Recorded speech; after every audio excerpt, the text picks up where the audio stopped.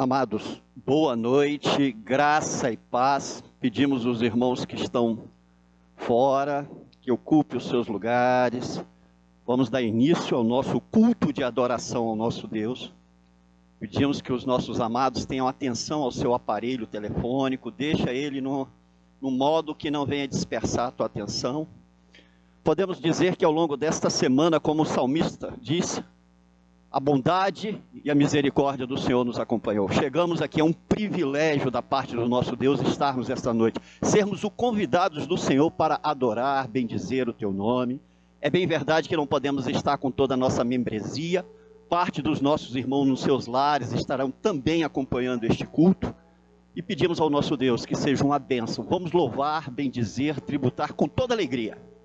Em meio à situação, podemos dizer que temos visto a bondade do Senhor. O Senhor tem cuidado de nós, e no meu coração e no teu transborda motivos para adorarmos o nome do nosso Deus. Então, preparando o nosso coração e a nossa mente, ouçamos o prelúdio.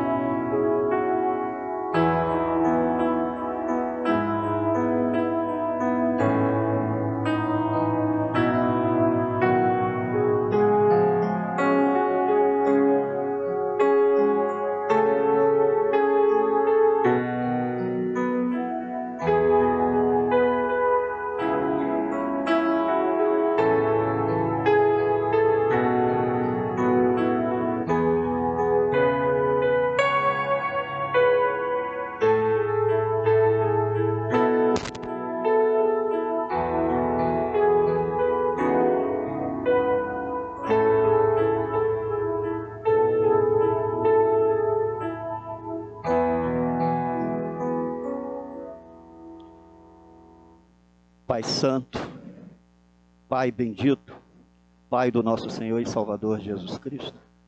Senhor Deus, nesta hora que teu povo se reúne, ó Pai, só tem um desejo no coração da tua igreja: adorar, bendizer, glorificar o teu nome, exaltar o Deus maravilhoso que tu és, exaltar a tua justiça, a tua bondade, a tua misericórdia, exaltar a ti que, estendendo mão, ó Deus de graça, sustentou o teu povo e nos traz neste culto para bendizer, louvar o teu nome, Senhor.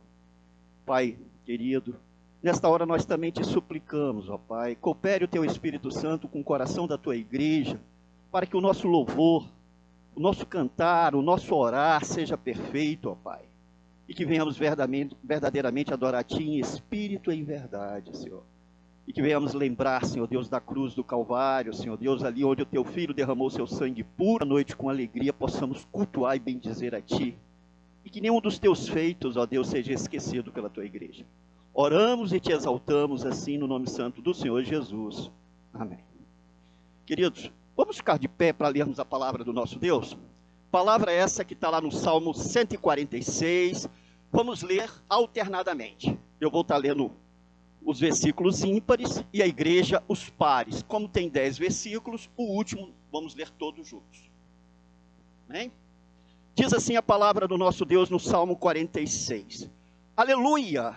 Louva, ó minha alma, ao Senhor.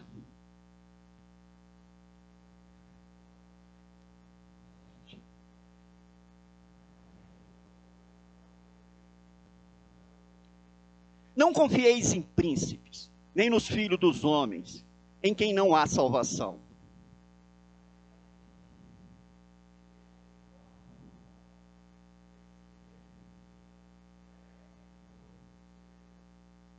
Bem-aventurado é aquele que tem o Deus de Jacó por seu auxílio, cuja esperança está no Senhor, seu Deus.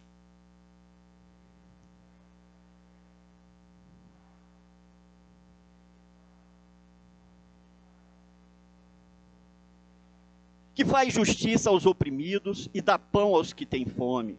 O Senhor liberta os encarcerados.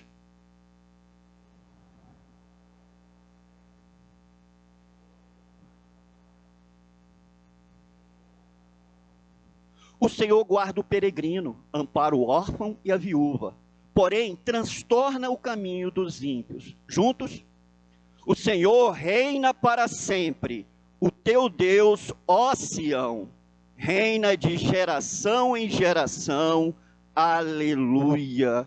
Como está aqui no versículo 2, louvarei ao Senhor durante a minha vida, cantarei louvores ao meu Deus enquanto viver. É o desejo desta igreja, cantar louvores ao nosso Deus, não somente cantar, mas ter uma vida de comunhão e intimidade, que também seja louvor para o nosso Deus, e tudo para a glória do seu nome. Convido agora o nosso ministério de louvor, estaremos cantando um hino de adoração ao nosso Deus, com toda alegria, nosso coração, hino esse que tem como, hino 42, que tem como título da nossa inódia, o grande amor de Deus.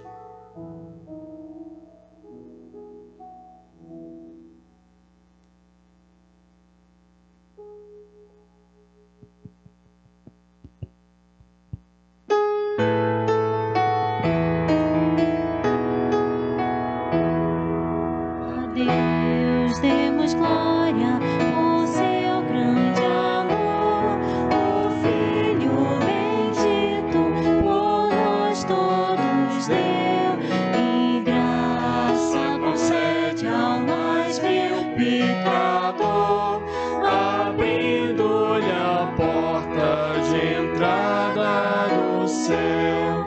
Exultai, exultai, vinde todos louvar a Jesus Salvador, a Jesus Redentor. A Deus demos glória, porquanto do céu seu Filho bendito por nós todos deu. A graça real foi assim que Jesus, morrendo seu sangue por nós derramou, herança nos céus com os santos sem luz, levou-nos aquele que o preço pagou. Exultai, exultai, vinde todos louvar a Jesus Salvador, a Jesus Redentor. A Deus demos glória, porquanto do céu seu Filho bendito por nós todos deu.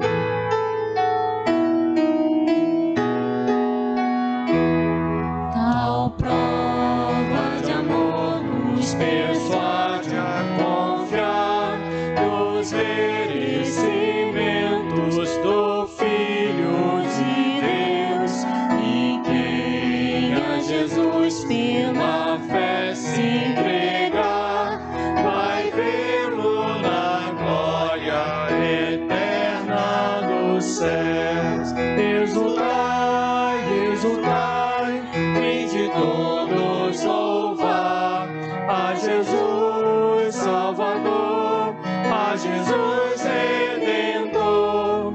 A Deus demos glória, porquanto do céu seu Filho bendito por nós todos deu. Amém. Glória a Deus. A igreja pode se assentar. Diz a palavra do nosso Deus: lavai-vos, purificai-vos, tirai a maldade de vossos atos diante dos meus olhos. Cessai de fazer o mal, aprendei a fazer o bem, atendei a justiça, repreendai ao opressor, defendei o direito do órfão, pleitei a causa das viúvas. Vinde, pois, e arrazoemos, diz o Senhor: ainda que os vossos pecados seja como a escarlata, eles se tornarão brancos como a neve, ainda que sejam vermelhos como o carmesim, se tornarão como a lã. Se quiserdes e me ouvirdes, comereis o melhor desta terra. Palavra do nosso Deus. Esse é o momento do nosso culto em que estaremos preparando o nosso coração, sondando o nosso coração. É o momento da nossa confissão. Como falou, exultai, exultai, queremos sim louvar ao nosso Deus todos os dias, mas sabemos que um coração abrigando o pecado e louvor ao nosso Deus não se compatibiliza. Por isso, mais do que louvar e adorar, queremos que esse culto seja em tudo agradável e aceito pelo nosso Deus. Então, nesse momento, cada um no seu coração estará sondando, pedindo graça, perdão ao nosso Deus. E, na quebra do silêncio, pedirei ao nosso presbítero João Marcos que nos conduza numa oração de confissão de fé, pedindo graça e misericórdia, perdão do nosso Deus. Cada um agora orando no seu coração.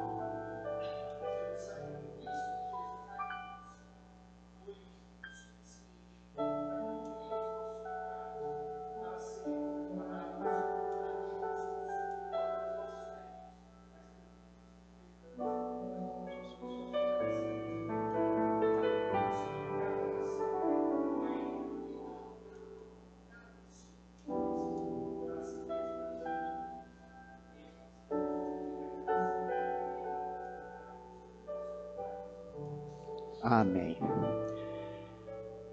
Diz a palavra do nosso Deus: de todas as vossas dádivas apresentarei toda a oferta do Senhor, do melhor delas, a parte que lhe é sagrado. Palavra do nosso Deus. Esse é o momento da nossa liturgia, em que estaremos entregando ao nosso Deus a nossa dedicação, a nossa oferta, o nosso dízimo. Se você veio preparado para isso, lembrando o que a palavra diz, que esse é um ato que nós fazemos com alegria, não por obrigação, não por uma obrigatoriedade.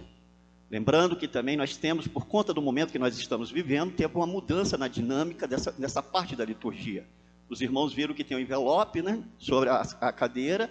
Então, no término do culto, aquele que veio preparado vai colocar ali no gasofilácio a sua oferta ou o seu dízimo. Mas cumpriremos todos os ritos desse momento. Convido o nosso grupo de louvor para estar aqui à frente, para estarmos orando ao Senhor, entronizando o seu nome, agradecendo a Ele porque Ele tem dado graça e tem abençoado essa igreja no que diz respeito aos dízimos e às ofertas.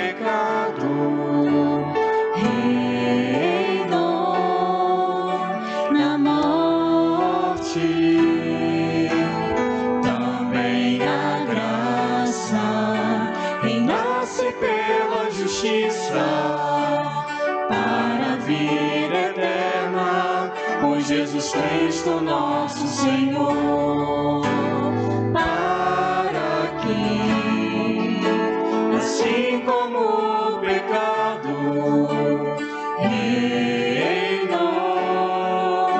na morte, também a graça renasce pela justiça para a vida eterna, por Jesus Cristo nosso Senhor.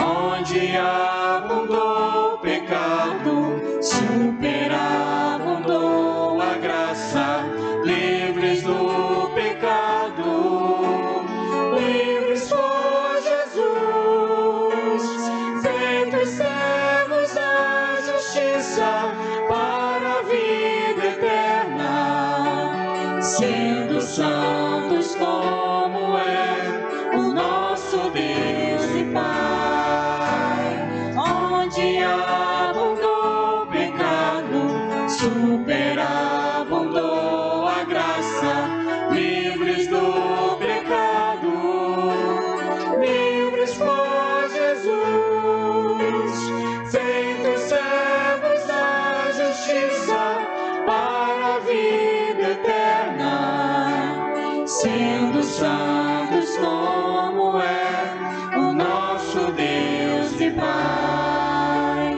sendo santos como é o nosso Deus e Pai, sendo santos como é o nosso Deus e Pai.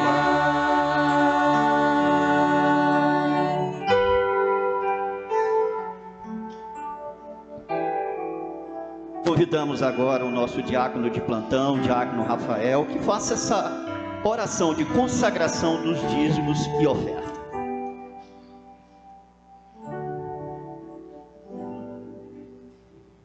Maravilhoso Deus e eterno Pai, esse é o nosso Deus, seus pés, pegamos as nossas vidas, nossos corações, tudo que somos, Deus, e como uma forma simbólica, Senhor Deus, dessa ideia, nós trazemos esses dízimos e ofertas, Senhor, nós depositamos no teu altar para a oportunidade, a tua obra, Senhor. Abençoa, Senhor Deus, cada pessoa que também foi aqui nessa noite, Senhor. E aqueles que não puderam fazer, Senhor, abençoa-nos também para que possam, Senhor Deus, contribuir para a tua obra.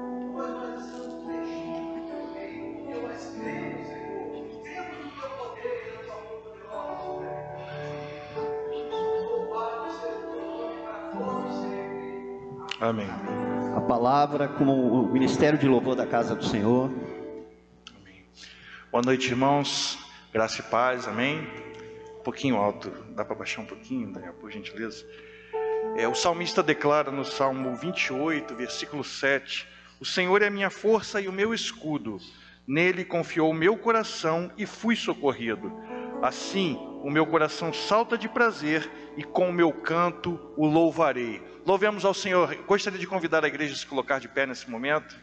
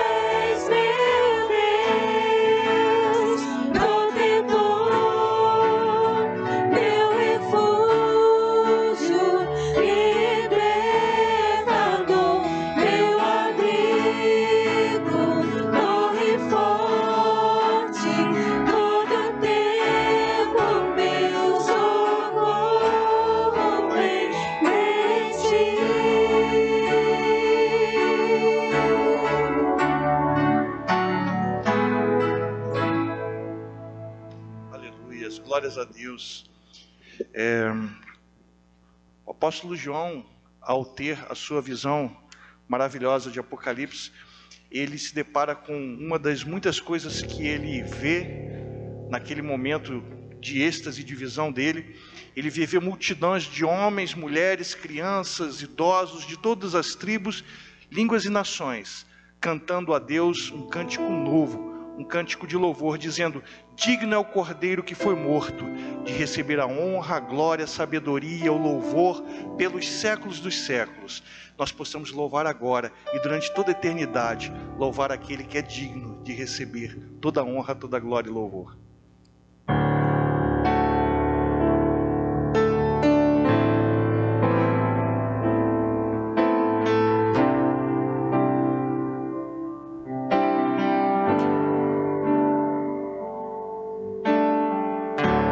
Digno é o Cordeiro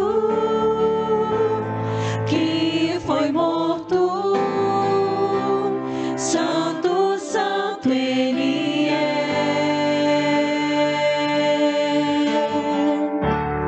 Um novo cântico ao que se assenta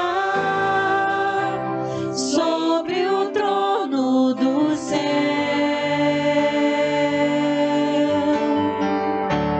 Santo, Santo, Santo, Deus Todo-Poderoso, que era e é e há de vir. Com a criação eu canto louvores ao Rei dos Reis. És tudo para mim e eu te adorarei.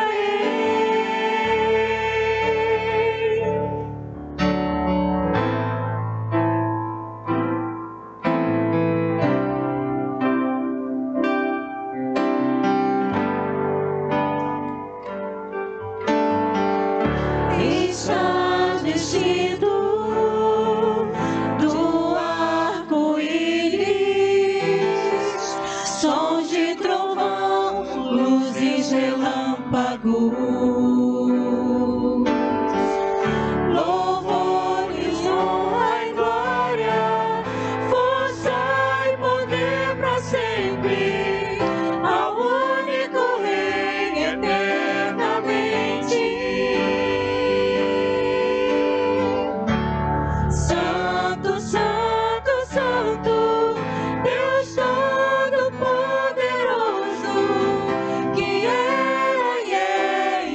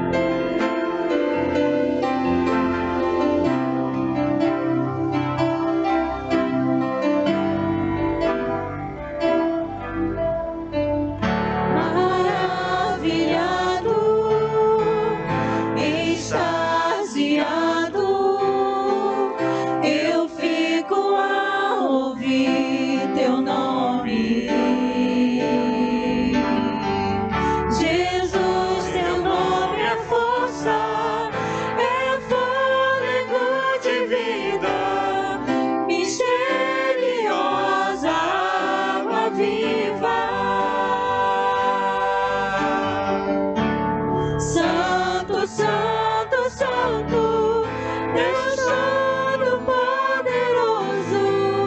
que era e é e há de vir.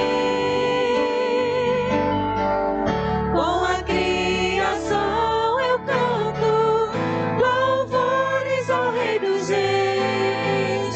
És tudo para mim e eu te adorarei.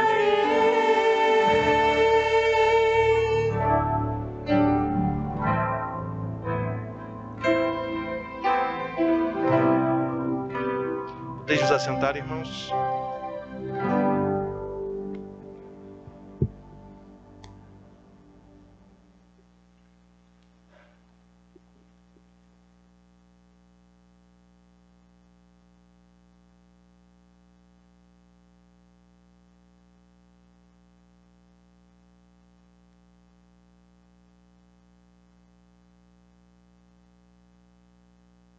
Som. Alô? Boa noite, irmãos. Mais uma vez é bom estar na casa de Deus para poder lhe prestar culto. Lembrar aos irmãos que breve está chegando aí o nosso aniversário. E a gente está fazendo sempre um levantamento para a frequência do culto. A gente quer tentar manter aí o máximo da nossa assiduidade. Então você não pode deixar de responder, porque queremos receber a todos. E para isso precisamos preparar o nosso ambiente de culto antes, ok? Hoje é um dia muito especial para a nossa igreja. Nós estamos aí recebendo uma família como membros da nossa igreja. Queremos convidar aqui a família do nosso irmão Thales. Para isso eu vou ter que colocar a máscara, né?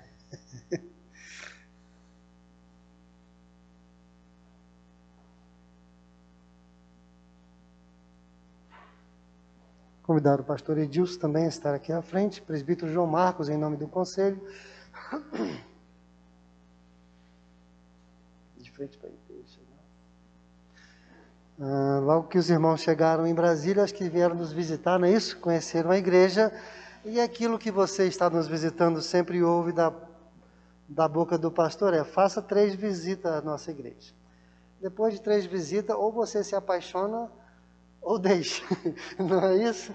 Alguns acontecem antes. Tem gente que nem quer vir 3 vezes para não ficar assim, né? Se vem ou se não vem. E após 3 visitas, nós visitamos os nossos irmãos, Thales, Elaine, Milena, vindos da igreja de Iturama, Igreja Presbiteriana de Iturama. E os irmãos também sabem que eu sempre oro para que Deus mande pessoas que trabalhem, né? Porque o pastor Arley não quer saber muito de crente morcego, não. Eu tenho falado isso constantemente aqui. Deus tem mandado para a nossa igreja as pessoas que arregaçam a manga e vão à obra, e vão ao serviço. Não são pessoas que ficam estagnadas. E o que mais me alegrou quando eu visitei os irmãos foi: eles já eram casa que recebiam um grupo familiar, não é isso? E já falou: não, pastor, a partir de semana que vem já pode reunir aqui. Eu falei: ô, bênção. Só que já passou-se o tempo, a pandemia veio aí, agora nós estamos, né, de maneira remota, mas em breve nós vamos voltar às casas, viu? É muito bom recebê-los na nossa igreja. A igreja presbiteriana tem algumas maneiras de receber os seus membros. Membros que vêm oriundos de outras igrejas que não presbiteriana. E também membros que vêm de outras igrejas presbiterianas e que se mudam para cá. É o caso dos nossos irmãos. Aqueles que vêm de outra denominação, nós temos aí toda uma praxe para recebê-los. Fazemos questão disso até para que as pessoas conheçam a nossa doutrina de maneira profunda e vejam se a nossa doutrina realmente se adequa àquilo que ela entende que pode assim servir a Deus. Conquanto os irmãos já vêm de Igreja Presbiteriana do Brasil, passaram por uma classe de princípios básicos, algumas igrejas tratam como classe de catecúmenos, e os irmãos assim passaram também. Não obstante a isso, o conselho fez questão de conversar com o nosso irmão Thales, até para conhecer dos seus fundamentos teológicos e bíblicos, e assim foi bem aceito no nosso meio. E é nesse momento, irmão, que eu deixo para vocês aquilo que Deus falou a Abraão. Eu gosto muito desse texto, quando a gente recebe membros que vêm de outra localidade para a nossa localidade, porque assim Deus fez com Abraão. Né? Deus falou para Abraão: ora, disse o Senhor a Abraão, Gênesis 12, Sai da tua terra, da tua parentela e da casa de teu pai, e vai para a terra que eu te mostrarei. De ti farei uma grande nação, e te abençoarei, e te engrandecerei o nome, se tu uma bênção. O desejo do nosso coração é que vocês sejam bênção nessa igreja, porque como igreja nós queremos ser bênção na vida de vocês. A igreja que recebe vocês, ela se torna responsável pela vida de vocês, assim como vocês se tornam responsáveis pela vida da igreja. Queremos ser realmente uma igreja que abraça você, embora agora o abraço é meio que virtual, né? Mas vai chegar lá a hora do abraço apertado. E a gente vai se colocar de pé agora, receber os irmãos Thales, Elaine e Milena como membros da Igreja Presbiteriana Águas Vivas, membros da Igreja Presbiteriana do Brasil, assim em todos os locais que eles forem. Sejam bem-vindos, recebam a nossa destra de companhia. Essa Bíblia é um presente da igreja à família, que é recebida na igreja. Nós vamos agora orar ao nosso Deus, ou pedir ao vice-presidente do conselho, nosso presbítero João Marcos, que nos dirija a Deus em oração, agradecendo a Deus pela família que se apresenta à igreja e agradecendo a Deus porque eles também vão ser bênção no nosso meio. Vamos orar.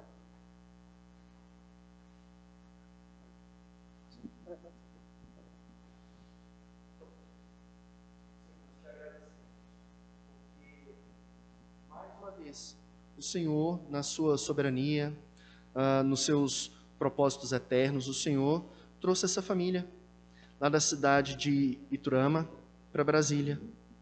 E agora o Senhor mesmo os trouxe a este local.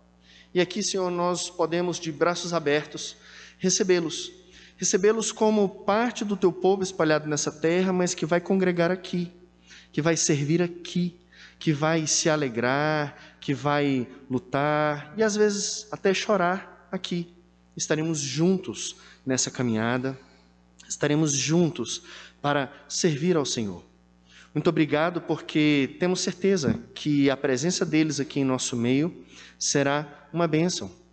E temos certeza que a vida da nossa igreja e as experiências comunitárias que temos aqui também serão bênção na vida deles. Obrigado, porque assim poderemos mutuamente nos aconselhar, nos ajudar e caminhar juntos. Senhor, que o Senhor possa abençoá-los sempre, que o Senhor possa dirigi-los, que o Senhor possa abençoar os planos que eles fazem, dirigir os planos que eles fazem, e assim, que eles possam ter vida próspera e sempre na Tua presença. Amém. Abençoa toda essa igreja e que a cada dia, cada um de nós possa trabalhar e se dedicar sempre para a propagação do Seu reino, para a evangelização e para alcançarmos mais pessoas para o Senhor e não para nós mesmos. E é isso que nós te pedimos e agradecemos em nome de Jesus. Amém, Senhor. Amém. A igreja pode sentar-se, sejam bem-vindos, né? Nós vamos deixar aí o abraço para uma outra oportunidade. Em nome do Conselho, dou as boas-vindas a vocês, que sintam-se bem no nosso meio, que assim possamos, né, abençoar a vida de vocês também. Quer falar alguma coisa? Não? Quer falar, né? Tá bom? Então podeis sentar. Meus irmãos, nós vamos dar sequência aí aos sermões que temos apresentado no livro de Atos dos Apóstolos. Vai dar sequência hoje o pastor Edilson. Vamos orar, curve sua cabeça, vamos abençoar a vida do pastor Edilson para que aquilo que ele for trazer à igreja possa abençoar a vida de cada um nessa noite, no nome de Jesus. Oremos. Pai, em nome de Jesus, agora a igreja se cala. Agora nós vamos ouvir o Senhor falar. Fale ao coração da tua igreja. Renove cada esperança. Deus, anima o ânimo do desanimado. Traz força ao necessitado. Esperança a quem está desesperançoso. Deus, em nome de Jesus, exorta, orienta e ensina a tua igreja. E que assim possamos nós, nessa noite, ouvir a tua palavra através do teu servo. Nossa oração é assim, Deus, agradecidos porque aqui o Senhor nos permitiu estar. E assim fazemos no nome de Jesus. Amém.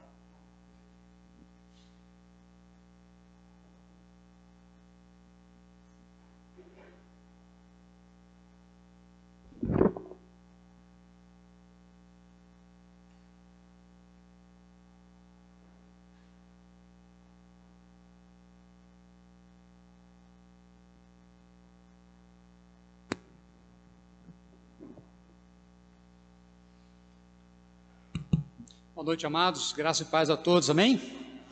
Que alegria poder estar aqui e que responsabilidade também compartilhar com vocês nessa noite da palavra de Deus. Estão preparados para mais uma viagem?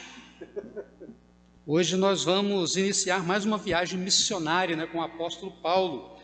Nós já estamos há alguns meses aqui na nossa igreja, participando, viajando, né, seguindo o roteiro de expansão do Evangelho e da igreja no primeiro século da era cristã, através de várias mensagens, né, que estão sendo pregadas em Atos dos Apóstolos.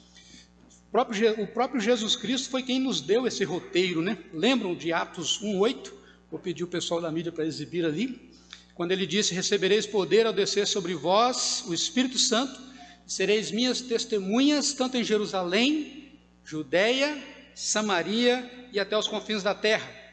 Bom, de Atos 1 a 12, nós percebemos que o autor do livro, que é Lucas, ele vai se concentrar nas ações de Paulo, ou melhor, de Pedro, João, Filipe e outros evangelistas, mas a partir do capítulo 13, ele vai se concentrar nas viagens missionárias de Paulo. Os primeiros atuaram ali na região de Jerusalém, Judeia e Samaria, e Paulo comissionado por Deus para levar o evangelho aos confins da terra.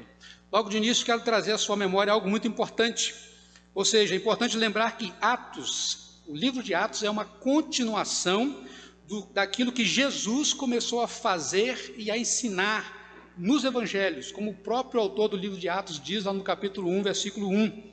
Então, meu querido, tudo que está na narrativa de Atos dos Apóstolos, tudo aquilo que nós já vimos e vamos ver, que diz respeito a milagres, sinais, conversões, manifestações de poder, tudo que acontece ali para promover a expansão do evangelho, não é obra de homens, é obra de Cristo através daqueles homens. Amém, queridos? Só para ficar fixado, né, para facilitar para nós, quero expor para você ali alguns mapas de duas viagens missionárias, né, que já foram concluídas. A primeira viagem missionária durou cerca de 2 anos. A base de envio é sempre Antioquia da Síria. E de lá eles descem para a ilha de Chipre, de lá eles sobem para Pergue, Antioquia da Psídia, de lá eles vão para Icônio, Listra e Derbe. Repare bem, de Derbe até Antioquia, como eu preguei aqui em Atos 14, vê que eles poderiam voltar bem mais fácil, né? Mas não, por amor e com coragem, aqueles homens, Paulo e Barnabé, decidem retornar pelo mesmo caminho, onde eles haviam sido recebidos por alguns que aceitaram o evangelho, judeus e gentios, mas também foram perseguidos, maltratados, apedrejados, Paulo quase tido por morto. Nós sabemos que nesta viagem, queridos, é o próprio Deus quem vai abrir o coração das pessoas para o evangelho e levá-los a passar a crer no Senhor Jesus, tanto judeus como gentios. Houve também muita resistência, nós sabemos disso. Segunda viagem, vai colocar o mapa ali, essa segunda viagem durou cerca de 3 anos. Antes dela iniciar-se, nós sabemos que Paulo se separou de Barnabé, foi o seu companheiro da primeira viagem. Nas palavras do pastor Hernandes Dias Lopes, né, o bom seria que não houvesse divisão entre os crentes, mas quando ela acontece e Deus usa de misericórdia, Deus transforma a divisão em multiplicação. Na verdade, nós passamos a ter ali 2 caravanas missionárias. Barnabé com Marcos desce para a ilha de Chipre novamente, e Paulo com Silas pega a rota superior, indo em direção à Ásia, as igrejas que já estavam plantadas. E aí sim ele passa por sua terra natal, que é Tarso da Cilícia, né? E pelas igrejas que eles já haviam fundado na primeira viagem missionária. Em Listra, Timóteo vai se juntar ao grupo. Na verdade, a segunda viagem missionária ela vai começar a partir de Troade, a ter um novo roteiro, e é onde o autor do livro de Atos, que é Lucas, vai se juntar a eles. Nós sabemos que o Espírito Santo os impediu de descer, eles queriam descer para voltar a Listra, ou melhor, voltar para o lado de Efésios ali, mas o Espírito os impediu e os impulsiona para frente, em direção à Macedônia, e aí eles vão para o que nós conhecemos hoje como continente europeu, naquela ocasião e hoje na atual região da Grécia. E aí eles vão plantar a igreja em Filipos, vão plantar a igreja em Tessalônica, Bereia, tem aquela descida de Paulo até Atenas, onde ele vai apresentar aos filósofos gregos o Deus desconhecido, que eles não conheciam, mas que é o Criador de todas as coisas, e a quem todos os homens vão prestar contas. Muitos zombam, mas alguns aceita o evangelho também lá em Atenas. De lá ele vai para Corinto, passa lá 1 ano e 6 meses e começa a programação para voltar à base. Nesta volta ele tem uma passagem rápida por Cencreia, passa rapidamente também em Éfeso, onde ele vai deixar aquele casal, Áquila e Priscila. De lá ele desce para Cesareia, Jerusalém e retorna à base de Antioquia. Amados, hoje nós vamos, com o nosso texto, iniciar a terceira viagem missionária de Paulo. Vou pedir para exibir ali. Bom, para os bons observadores, vocês já vão perceber uma mudança nesse mapa e nesse roteiro de viagem missionária de Paulo. Tem uma coisa diferente ali das demais viagens. Perceba que não é mais um círculo fechado, Não tem um traço mais onde Paulo retorna à base. Ele não volta mais a Antioquia da Síria. Ou seja, desta terceira viagem, Paulo não vai conseguir mais retornar à base. Ele vai ser preso em Jerusalém. O texto que eu quero expor nesta noite é praticamente uma digressão ou um parêntese que Lucas vai abrir nesta terceira viagem missionária de Paulo. A minha missão, vários pregadores aqui têm exposto o livro de Atos, a minha missão é terminar o capítulo 18 de Atos e expor também o capítulo 19. Mas como eu fui presenteado com a oportunidade de pregar 2 domingos, então hoje nós vamos começar no capítulo 18, verso 23, e iremos parar no capítulo 19, versículo 7. Próximo domingo a gente vai continuar. Até porque vocês perceberão que quando eu disse que Lucas abre um parênteses aqui na terceira viagem missionária de Paulo, que os assuntos tratados são bem diferentes. Então abra sua Bíblia lá em Atos 18, versículo de número 23.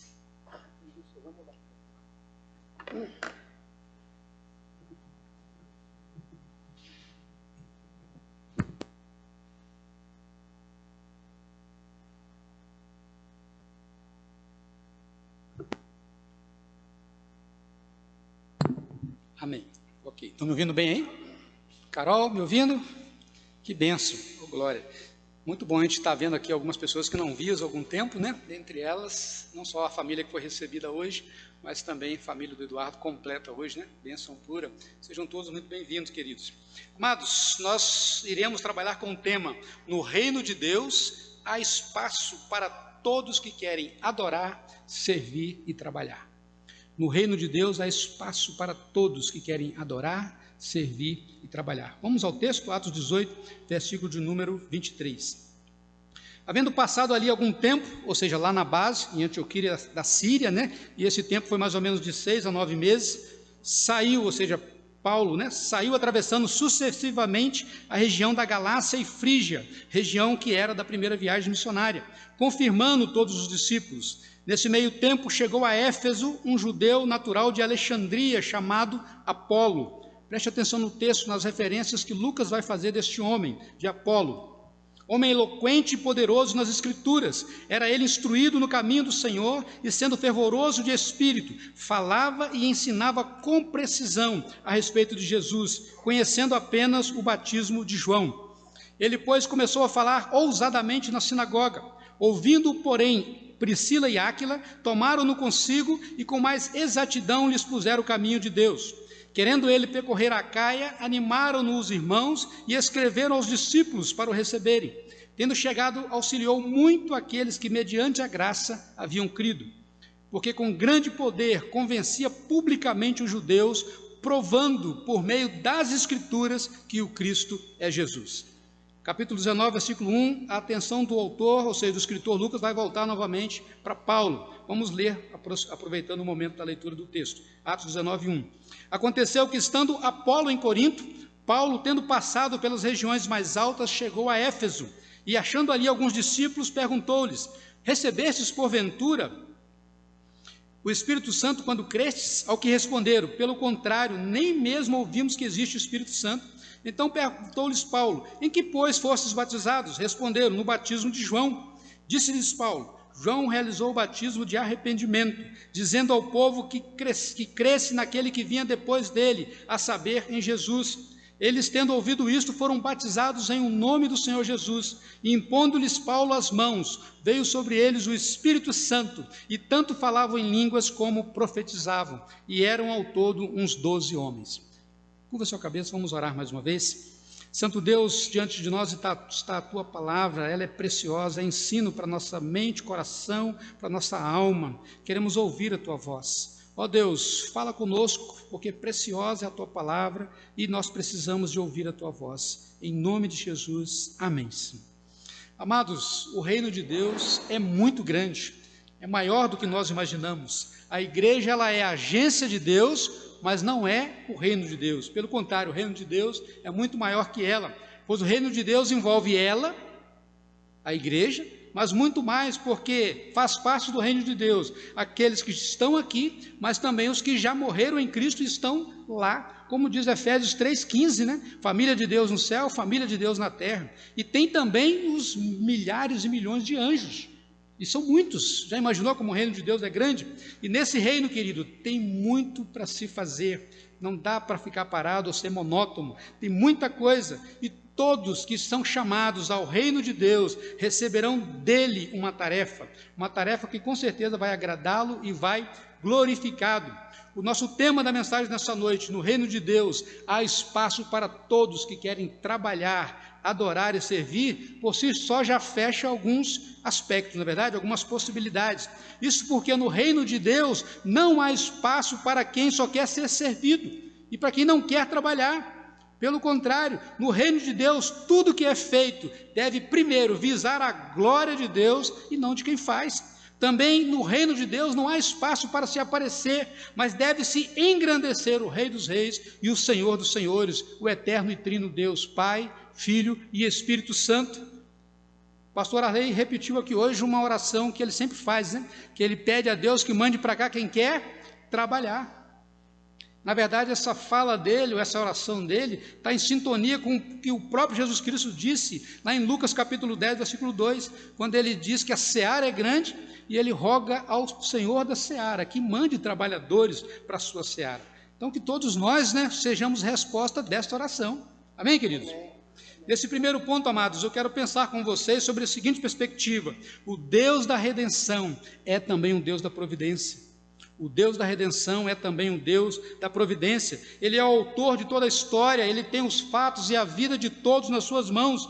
Ele não está andando ou agindo somente lá onde estão os apóstolos, não, pelo contrário, ele age em todo mundo.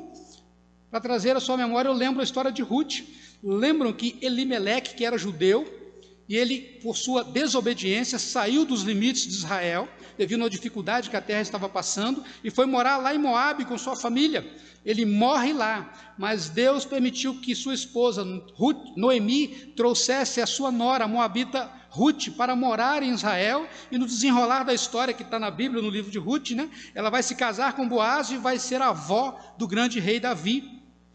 Com isto, queridos, Deus naquela época, séculos antes, já estava, com aquele acontecimento, ele já estava dando uma noção do que acontece aqui no livro de Atos, no ministério de Paulo, no Atos dos Apóstolos. Ele já estava dando para o seu povo um sinal de que ele mesmo estaria salvando e incluindo estrangeiros, ou seja, gentios no seu povo e no seu reino.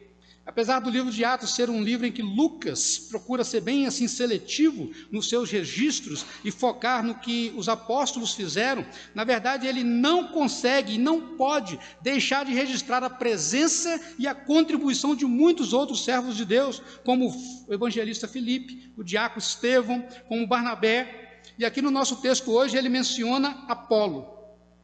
No capítulo 18, verso 24, diz que nesse meio tempo, ou seja, enquanto Paulo estava vindo por cima, pela rota superior, visitando as igrejas da Galácia e da Frígia, Apolo chega em Éfeso. Os adjetivos que Lucas utiliza para falar de Apolo são muitos. Gostaria de ter o tempo aqui de pensar com vocês sobre cada um deles, são de muita profundidade. Mas esses adjetivos nos falam da personalidade de Apolo. Você pode rever aí no texto, nos versículos 24 e 25, e por esse perfil de Apolo, né, eu até pergunto, né, pastor, quem não gostaria de receber vários crentes, né, com esse perfil? O texto vai dizer que ele veio de Alexandria, e aqui cabe algumas considerações, queridos. Alexandria era no Império Romano a segunda maior cidade com concentração de judeus, tinha mais de 1 milhão. Ela tinha a maior sinagoga judaica dos seus dias, era tão grande que no meio dela ficava um jovem com uma bandeirinha para sinalizar a quem estava do meio para trás qual era a hora de dizer amém. de tão grande que era. E ela tinha também uma das maiores bibliotecas da sua época, com mais de 700 mil pergaminhos. Naquela cidade também é onde vai nascer vários mestres, como o próprio mestre judeu Filo de Alexandria, e onde mais tarde vai surgir outros nomes ilustres, como Orígenes, Clementes. Ali, queridos, o jovem judeu, ele tinha formação completa, tanto no judaísmo, como também na filosofia grega. Mas quero te dizer que tudo isso que está acontecendo ali, em Alexandria, não está fora do agir de Deus. Os reis e imperadores que dominaram aquela região, preparando-a para esse momento do cristianismo, embora pensassem em engrandecer apenas a si mesmo, aos seus próprios nomes, na verdade, tudo o que eles faziam, estavam debaixo do agir da poderosa mão de Deus, porque é Ele quem conduz a história, segundo a sua vontade. É o caso de Alexandre o Grande, que para tentar divulgar o helenismo e engrandecer o seu nome, selecionou 72 sábios judeus para traduzir o Antigo Testamento do hebraico para o grego, e é onde vai surgir a famosa Septuaginta, né, que é a versão grega do Antigo Testamento em hebraico.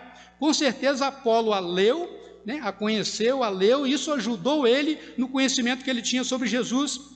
Por esses detalhes, queridos, nós podemos perceber que Apolo é um camarada diferenciado. Podemos dizer que um dos mestres dos seus dias. No versículo 25 vai dizer que ele falava com precisão sobre Jesus. No versículo 28 vai dizer que ele ousadamente, com coragem, com ousadia, falava na sinagoga de Éfeso. Segundo o teólogo William Beckley, ele diz que Apolo conhecia Jesus como um grande personagem da história. Quistemei que ele vai dizer que, acrescentar que Apolo ele conseguia articular corretamente fatos sobre Jesus, sobre o seu nascimento, ministério, morte, ressurreição. Ele conseguia conectá-lo às profecias do Antigo Testamento e mais, ele conseguia identificar que ele era o Messias.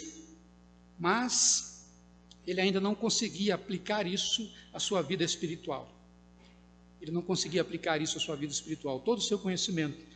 E o texto diz que Áquila e Priscila, percebendo esse detalhe, o tomaram consigo. E diz o texto que lhes expuseram com mais exatidão o caminho de Deus, ou seja, o plano de salvação que Deus traçou através de Jesus Cristo. Esse tomaram consigo traz para nós algumas boas sugestões. Significa acolher com bondade, com generosidade. Eles viram potencial nele para que ele pudesse crer no Evangelho de Cristo.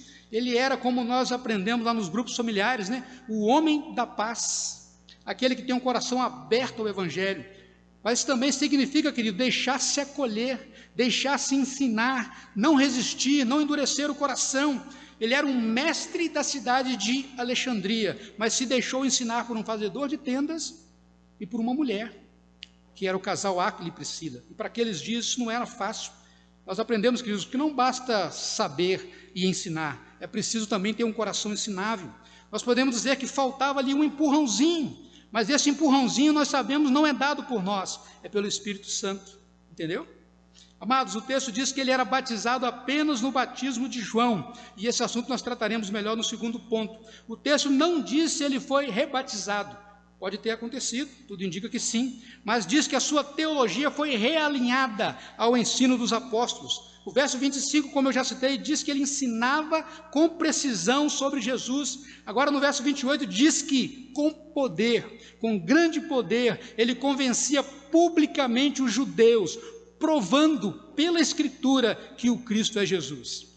Áquila e Priscila com certeza falaram para ele sobre o Espírito Santo. E eu tenho certeza que o Espírito Santo o fez perceber qual é o verdadeiro objetivo da morte, ressurreição e ascensão de Cristo.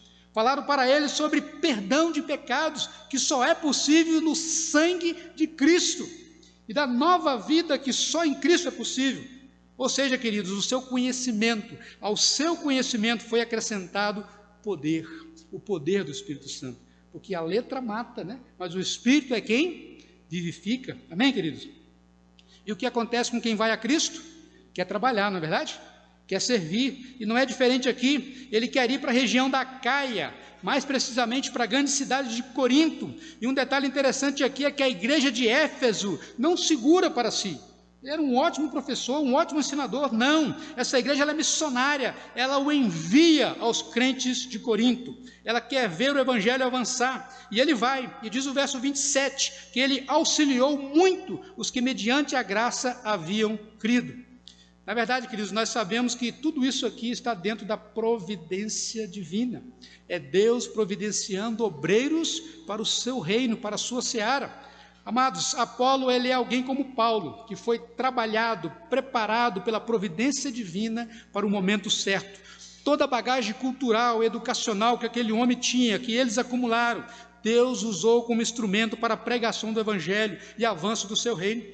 Nesse primeiro ponto eu quero encerrá-lo com algumas lições. Primeiro, já relembrando o zelo e o cuidado de Paulo com os irmãos e as igrejas que haviam já sido plantadas naquelas diversas cidades, para que eles se mantivessem firmes na fé, apesar das lutas e das provações. Amados, naquela época não tinha internet, não tinha como enviar e-mail. Ele ia lá pessoalmente, expondo a sua vida. E quando ele não podia ir, ele escrevia cartas, enviava cartas. É um grande desafio para nós hoje, pastores, presbíteros, líderes, pastorear a igreja nesses dias de pandemia, não é verdade? Não só permanecer firme na fé, mas ajudar outros a seguir firmes. Mas esse é o nosso dever. Mas quero também dizer que é o nosso dever, mas é o compromisso também de todos. Todos precisamos nos esforçar para nos ajudar uns aos outros. A nossa geração, queridos, ela foi surpreendida por essa pandemia, que até impediu a realização de cultos. E nós ficamos ali, ansiosos, aguardando, desejando que o culto pudesse voltar, e voltou. Glória a Deus, olha nós aqui. Que grande oportunidade. Mas quero te dizer, queridos, que não está sendo fácil. Tem um grupo que está vindo para cá, para montar cadeiras, espaçamento, álcool gel, tapete, álcool sanitário, medir temperatura. A galera que vem para ensaiar o louvor, afasta daqui, afasta dali, montar o som, manobrar para transmitir pela internet, tudo isso dá trabalho, mas eu louvo a Deus por todos que têm se esforçado para que aconteça. Que Deus abençoe a vida de todos aqueles que estão trabalhando diretamente para que o culto aconteça. Amados, isto é ser como Paulo, isto é estar preocupado, envolvido na manutenção da vida espiritual dos irmãos e da igreja. Nós precisamos valorizar isso, mas também, queridos, eu louvo a Deus pela sua vida. Você que se dispõe, que vem, que sai da sua casa com coragem, para participar do culto, bom demais isso. Infelizmente, alguns ainda estão impedidos, mas se você pode, vem, louvado seja Deus por isso. Mas também, queridos, nós temos um outro momento, que é aquele momento que acontece lá na nossa casa. Nós estamos trabalhando nisso também, e tem uma equipe fazendo isso, a escola dominical, orações às segundas, grupos familiares às terças, quartas e quintas, tudo online, Amados, eu quero te pedir, por favor e por gentileza, responda às perguntas dos seus líderes, dos grupos familiares, atenda ao chamado deles, eles estão se esforçando para cuidar de vocês. Isso é amor pela obra, pela sua vida espiritual também. Nós precisamos também valorizar isso. Amém, queridos? Amados, segunda lição, Deus usou Paulo, mas também usou Apolo. Um era apóstolo e o outro não era.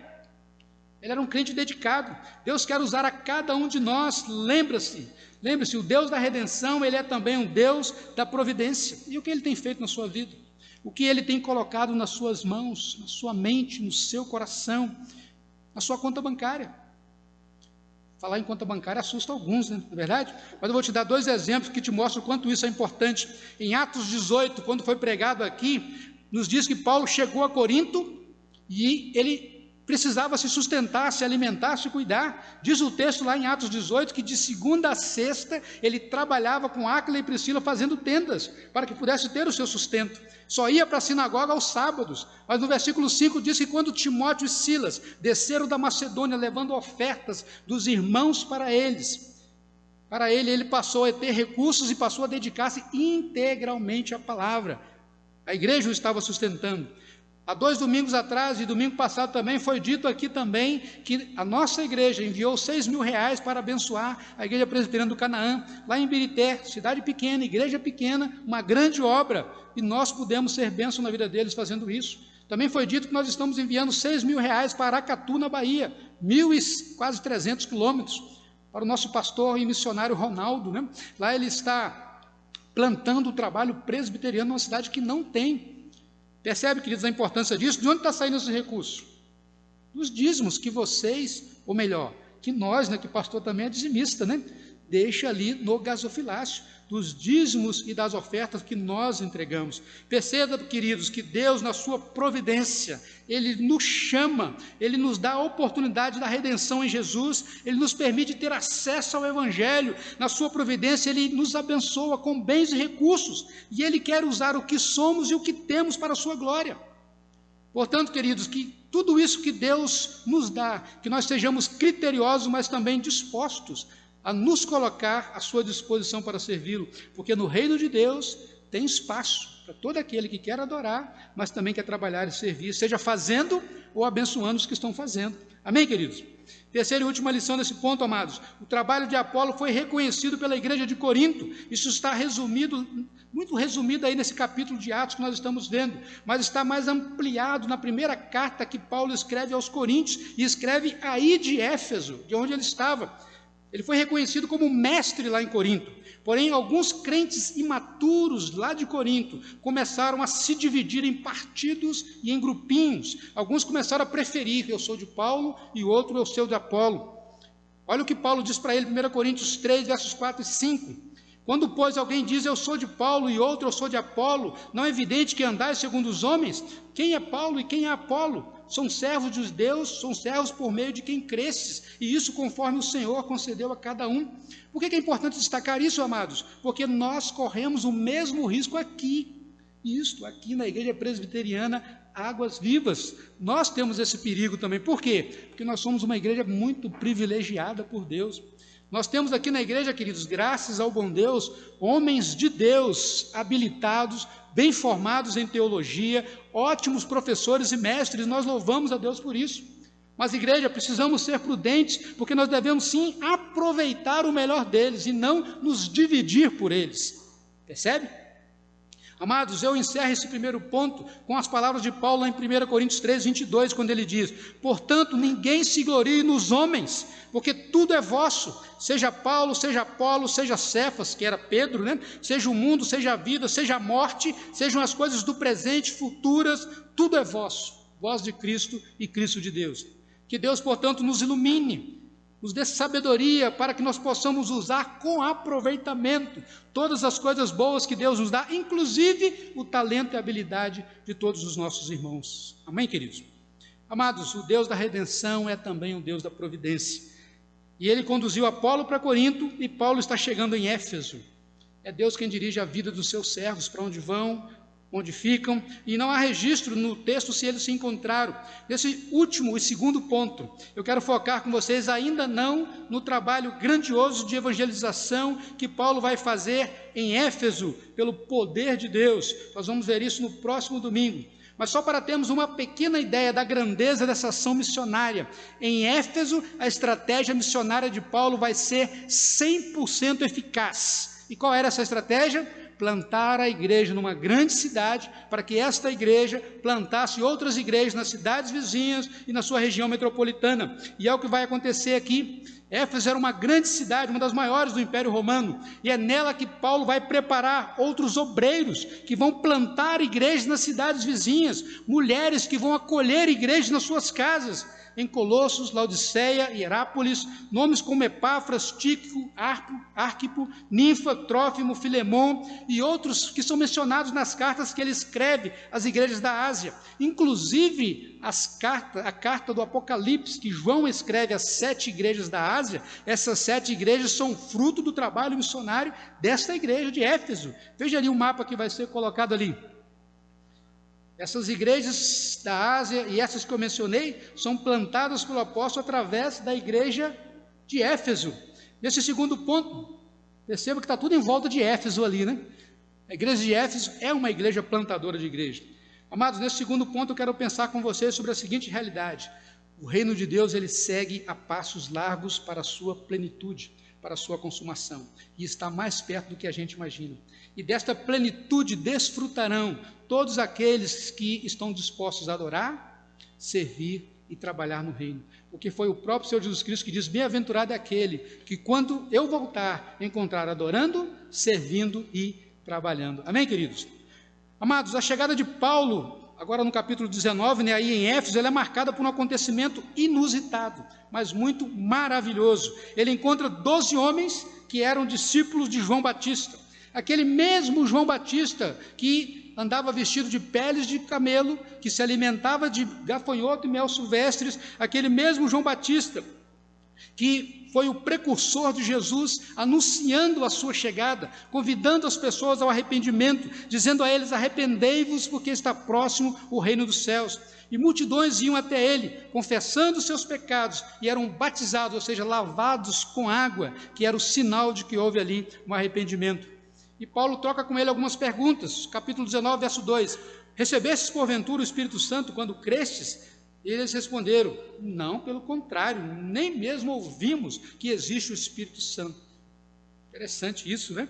Em que, pois, fostes batizados? Versículo 3, no batismo de João. João, queridos, João representa a transição da antiga aliança para a nova aliança. O seu batismo não era um sacramento, mas era um sinal de despertamento, um convite ao arrependimento, a crer no Messias e acreditar que ele estava chegando. Permitam-me fazer aqui uma tradução mais aberta desse grego que está aí nessas perguntas de Paulo. Na verdade, Paulo perguntou assim: quando vocês creram, o Espírito Santo já havia se manifestado? E eles respondem: ainda não ouvimos ou não sabemos que o Espírito Santo já veio. Por que eu digo isso? Porque, primeiro, queridos, se existe um povo espalhado pela face da terra, é judeu, né? Você vê que Apolo é judeu de Alexandria, Paulo é judeu de Tarso da Cilícia, os judeus estão por todos os lados. E esses judeus, eles foram discípulos de João Batista e estavam lá em Éfeso. Tudo indica que após a morte de João Batista, muitos dos seus discípulos se espalharam pelo mundo romano. Fato é que muitos deles não presenciaram todos os acontecimentos que se deram em Jerusalém, da morte, ressurreição e ascensão de Cristo. Ou presenciaram esses, mas não presenciaram a descida do Espírito Santo no Pentecostes. Segundo, queridos, é impossível que eles não soubessem da existência do Espírito Santo, por duas razões. Primeiro, há várias profecias no Antigo Testamento sobre ele: Isaías, Ezequiel, Joel. Segundo, o próprio João Batista, ele ensinava aos seus discípulos sobre a chegada do Messias, e ele dizia que o Messias batizaria com o Espírito Santo, e isso está nos 4 evangelhos. Amados, dizer e afirmar que esses homens, discípulos de João, conheciam sobre Jesus é um senso comum entre os grandes teólogos: Calvino, John Stott, Marshall, Dennis Johnson, Kistemaker e outros mais modernos, né? Augusto Nicodemos, Hernando Dias Lopes, mas também entender que eles desconheciam sobre a chegada do Espírito Santo no Pentecoste é também uma unanimidade entre esses mesmos teólogos. Então, meus amados, o que acontece no nosso texto? Paulo explica a eles sobre o que é o propósito do batismo de João, que era o despertar para o arrependimento, né? Preparar para a vinda do Messias, que era Jesus, e eles são batizados em nome de Jesus. E diz o texto que o apóstolo Paulo, impondo sobre ele as mãos, eles desfrutam da experiência do Pentecostes, com uma pequena diferença: eles falam em línguas e profetizam.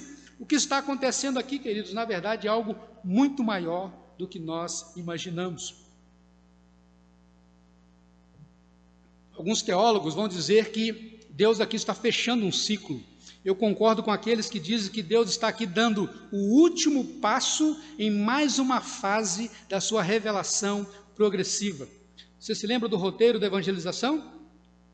Jerusalém, Judeia, Samaria e até os confins da terra. O objetivo de Deus é deixar claro para a sua igreja que começou desde o Antigo Testamento com os judeus, com o povo de Israel, que a salvação não é exclusiva de um povo, mas que o seu reino terá gente de todas as tribos, povos, línguas e nações, e ele mesmo vai chamar, vai incluir e vai salvar quem ele quiser, onde ele quiser. É ele mesmo, queridos, quem vai agir. A igreja só precisa entender isso e ir, e evangelizar, pregar o evangelho, testemunhar. Os judeus, nós sabemos, eles sempre foram exclusivistas, e o que acontece no Pentecostes é um sinal visível da presença de Deus e da aprovação do Espírito Santo. Isso precisava ficar claro para os apóstolos e para a igreja também, que estava nascendo e dando os seus primeiros passos, e ficou. Só existem, queridos, 4 manifestações tipo Pentecostes registradas na Bíblia, e em todas elas havia a presença dos apóstolos de Cristo. elas são basicamente seguindo esse roteiro da evangelização. Preste atenção comigo. Primeiro, Pentecostes alcança os judeus, está lá em Atos 2, ou seja, judeus da Judéia e de Jerusalém. Ali acontece línguas, fogo e vento. Os apóstolos estavam ali, exceto Paulo. Segundo Pentecostes, Samaria, Atos capítulo 8, são chamados mestiços, ou seja, judeus que estavam em volta de Jerusalém, mas que eram misturados, ocupavam o lugar da tribo de Israel. Está lá em Atos 8, 14. Quem evangelizou Samaria foi Filipe. Mas o texto diz no versículo 17 que quando Pedro e João estenderam as mãos sobre eles, o Espírito Santo veio sobre eles. Se você for ler o texto, você não vai achar lá um texto claro do que aconteceu, mas alguma coisa aconteceu. Porque naquele contexto estava lá um cidadão chamado Simão Mágico. E diz o texto que quando ele via que o Pedro estendeu as mãos e o Espírito Santo descia sobre os crentes, ele deu dinheiro a Pedro, ofereceu dinheiro para que fosse dado a ele esse dom, de sobre quem ele estendesse as mãos, descesse o Espírito Santo. E Pedro responde a ele de forma bem dura, né? Vá você e seu dinheiro para o inferno. Percebe? E a terceira e a outra experiência, queridos, acontece com os gentios, lá na casa de Cornélio. Atos capítulo 10, versículo capítulo 10 e 11. Cornélio era um gentio, centurião romano. E novamente quem estava lá? O apóstolo Pedro. E diz o texto, Atos 11, 46, que eles falaram em línguas e louvavam a Deus. E a última experiência é esta aqui, Atos 19, os discípulos de João Batista. Nós podemos dizer que assim como Paulo, que foi chamado por Cristo para ser apóstolo, depois, mais tarde, nós podemos dizer que Deus concede esse privilégio aos discípulos de João, porque João Batista havia profetizado, prometido aos seus discípulos que o Messias os batizaria com o Espírito Santo. E diz o texto, como lemos, que eles aqui falaram em línguas e profetizaram. Diferente das outras experiências, e Deus não é obrigado a ser repetitivo, né? Deus não é monótono, Ele faz como Ele quer, quando quer. Mas você percebe o roteiro? Jerusalém, Judéia, os judeus. Depois nós temos Samaria com os mestiços, Cesareia com os gentios, e por fim os discípulos de João, lá em Éfeso. Perceba que tudo aconteceu na presença dos apóstolos, e todas essas experiências aconteceram com um único propósito. Todas elas, certificar que Deus estava chamando as nações para a salvação, para entrarem no seu reino. Porque digo que Deus está aqui dando um último passo, fechando uma fase. Preste atenção, queridos. Primeiro, porque na Bíblia, exceto no Antigo Testamento, nos Evangelhos, ou seja, nos Evangelhos, a promessa do Espírito Santo que está lá no Antigo Testamento foi confirmada pelo próprio Senhor Jesus Cristo. E em Atos dos Apóstolos, onde ela acontece de fato, nós vimos aqui 4 experiências, não há uma outra menção ao batismo com o Espírito Santo. Em nenhuma outra parte do Novo Testamento, nas 13 epístolas de Paulo, nas 2 de Pedro, na de Tiago, nas epístolas de João, no Apocalipse de João, você não vai encontrar um outro texto que fale sobre buscar o batismo com o Espírito Santo. Não tem. Até mesmo em Corinto, que era uma igreja que se ensoberbecia, né, por dizer que tinha todos os tipos de dons mencionados na Bíblia e criava inclusive divisões por causa disso. Paulo exorta aquela igreja e em 1 Coríntios capítulo 12 ele diz que eles não deveriam se dividir, ou seja, criar classes de crentes mais ou menos espirituais, porque no versículo 13 de capítulo 12 de 1 Coríntios ele diz o seguinte: irmãos, todos vós fostes batizados no mesmo Espírito. E esta é a única referência fora do livro de Atos sobre o batismo com o Espírito Santo. Segundo, queridos, não há crente convertido sem o Espírito Santo. E este é o verdadeiro ensino bíblico. Romanos 8:9 diz que se alguém não tem o Espírito, esse tal não é dele. 1 Coríntios 12, versículo 13, o apóstolo Paulo também diz que ninguém pode dizer que Jesus é o Senhor se não for pelo Espírito Santo. Por isso que ao analisarmos esse texto aqui, o que acontece com os discípulos de João, não há dúvida nos grandes teólogos que esses homens conheciam Jesus como Messias, e o que aconteceu aqui foi Deus dar a eles como sinal, como privilégio, a oportunidade de receberem também uma manifestação tipo o Pentecostes. E ali Deus encerra essas manifestações. Não há outros e não há novos Pentecostes, seja no Brasil, como tem sempre uma festa perto de nós aqui, né? Chama Pentecostes e outras Pentecostes por aí. Não há, seja nos Estados Unidos, na Europa, nem no tempo da Reforma, não houve outro Pentecostes, não há nenhum outro Pentecostes semelhante ao registro bíblico.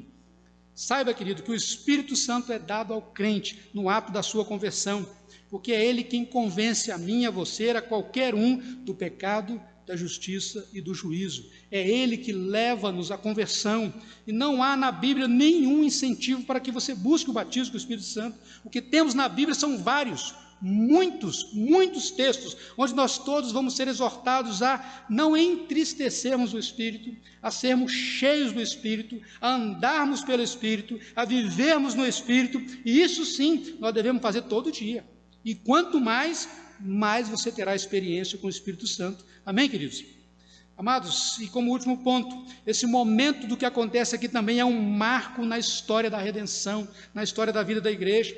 Eu não sei se vocês perceberam, mas na porção final de Atos 18, que nós lemos, e nessa porção inicial de Atos 19, quando eu disse que Lucas, ele abre um parêntese na viagem missionária de Paulo, para falar de Apolo e desses 12 discípulos, isso nos faz perceber um momento histórico na vida e na história da igreja. Aqueles crentes lá de Jerusalém, da Judéia, de Samaria, de Cesaré, de Éfeso, todos eles estavam vivendo o momento da transição da antiga aliança para a nova aliança. Mas não é um momento inferior para um momento superior, não é isto, porque Deus, nós sabemos, não faz nada inferior. Como diz Paulo Anglada, né? Eles estão passando, na verdade, de uma fase de infância da igreja, do antigo pacto, para uma fase de maior maturidade da igreja no novo pacto.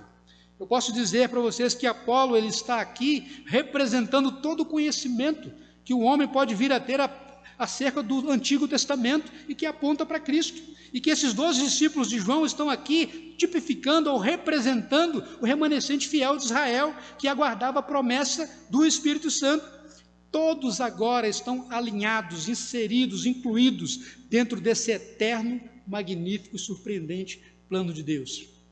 Com esses 4 eventos, Deus conclui a fase da afirmação de que Ele quer e vai levar o seu evangelho de salvação para todos os povos. Amados, e concluindo, quero também compartilhar com você algumas lições nesse ponto.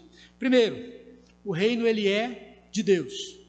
Deus usou Paulo, Deus usou Pedro, usou Apolo, usa o pastor Arley, o Alexandre, usa o Antônio, usa a Marli, Érica, usa cada um de nós. Todos nós recebemos de Deus o convite, o chamado. Todos nós estamos debaixo da sua vontade. O Deus que nos redimiu foi o mesmo Deus que providenciou quem somos e o que temos. Amém, queridos? Não há maior, não há menor. Aquilo que Deus colocou nas nossas mãos, nas nossas mentes, Deus quer usar a seu serviço. Sejam habilidades, sejam recursos, portanto que nós possamos nos colocar à disposição do seu reino. Que todos possamos dizer, como dizia João Batista, né? Convém que ele cresça e que eu diminua. Segundo ponto, queridos, a progressividade revelacional de Deus aqui, ela é fantástica. Ela revela a sua soberania na história.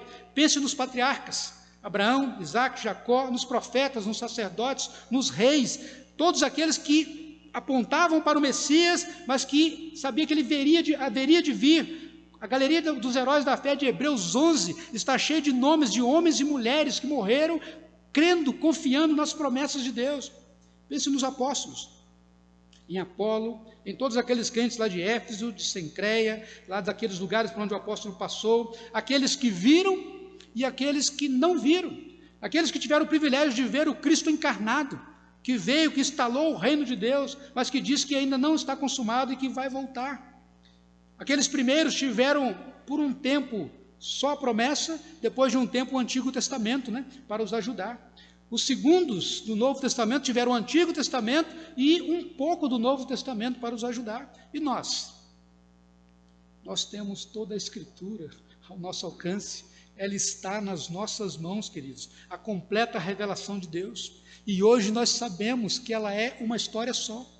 Ela é a história do grande plano de salvação de Deus, ela é a história do grande amor de Deus pelo seu povo, a história da redenção através de Cristo Jesus, o Messias. Nós temos um único, todos nós do antigo, do novo, do agora, todos nós temos um único e o mesmo Salvador, é Jesus Cristo. É dele que a Bíblia fala, é ele que ela nos quer revelar, aquele que foi prometido, que veio e disse que voltará para implantar plenamente o seu reino. E aí eu te pergunto, você está crendo? Você está aguardando? E mais, queridos, nós temos o privilégio como aqueles crentes, eu, você, de termos o Espírito Santo na minha, na sua vida, o mesmo Espírito que agiu em Paulo, que agiu em Apolo, que agiu naqueles crentes, age nos crentes de hoje e agirá e age nos crentes de todos os tempos, daqueles que ainda serão convertidos, porque Deus ainda continua chamando, e pode ser que os que Deus quer chamar, está na sua casa, está no seu ciclo de amizade, talvez esteja no seu trabalho, talvez esteja no seu ambiente de relacionamento, portanto, evangelize. Não perca a oportunidade de testemunhar de Cristo. Não há, amados, nenhuma ponta solta. Tudo, inclusive esta pandemia, está seguindo um plano traçado por Deus. A tábua de salvação, para mim, para você, para todos nós, nesses dias turbulentos, como um mar em tempestade desse nosso mundo, é Cristo.